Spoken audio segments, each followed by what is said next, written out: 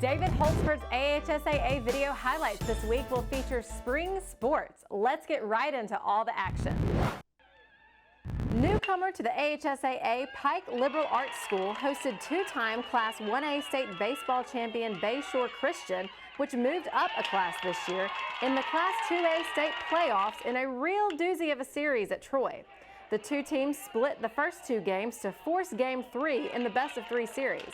The Patriots came out swinging in Game 3. Pike's Casey Bradford and John Lott each drove in 2 runs. Cole Garrett was 3 for 4 with 2 runs scored.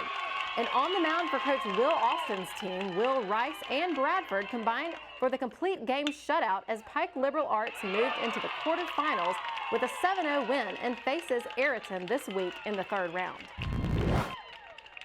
We move now to the Class 7A state playoffs, which kicked off its first round last weekend by looking in on Baker and Prattville in a series played in Mobile. Baker hurler Zachary Munger pitched a complete game in Game 1 for the Hornets in a 4-2 victory. Connor Gatewood was even tougher in Game 2 with a no-hitter as Baker swept the series. Connor Fadala homered and drove in 3 runs in the first game for Baker. Ethan Santos had 2 RBIs and scored 3 times as Baker won 11-1 to advance to this week's 2nd round to face Smith Station in round 2 of the 7A playoffs.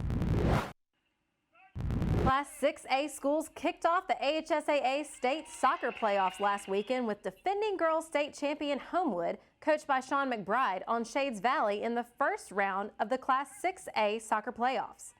Homewood's Maddie Massey scored 4 goals to lead her team to a 10-0 victory. Seniors Sophie Lowry and sophomores Annie McBride and Sarah Elliott also scored goals for the Patriots as Homewood advances to the 2nd round. Softball teams enjoyed their last week of the regular season, and we look in on Class 7A Hoover taking on Class 6A Power Mortimer Jordan. Hoover's Mackenzie Stribling drives in an RBI to get things started for the Bucks. Key Davis adds another RBI single. MC Detweiler and Caroline Hecklinski also had RBIs as Hoover wins a close one 5-3. Hoover will now host the 7A Area 5 tournament this week at Hoover High School, and Mortimer Jordan participates in the Class 6A Area 2 tournament at Coleman. The AHSAA State Tennis Championships began in 1945 for the boys, and in 1963, girls tennis became the first state championship for the ladies in AHSAA history. 78 years later, tennis has never been stronger, as last week's 2023 championships displayed. Mountain Brook swept in Class 6A, taking home the boys and girls titles. The Spartans, coached by Susan Farlow, now own 30 girls state titles and 27 boys state crowns, the most of any school in the AHSAA.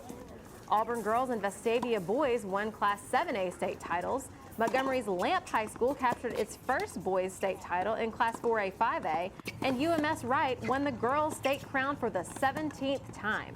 And in Class 1A 3A, Lauderdale County High School's girls captured their first state championship and became the first public school to win the crown in the small school division's 45-year history. St. James boys won the 1A 3A boys state championship for the first time, capping off a great week of tennis. Congratulations to all. We thank David for this week's highlights, and if you'd like to see your school in a future highlights segment, send your clip to David Holtzford at the email address on the screen. Until next week, I'm Susan Scott Carruthers, and we thank you for joining us on AHSAA TV Weekly.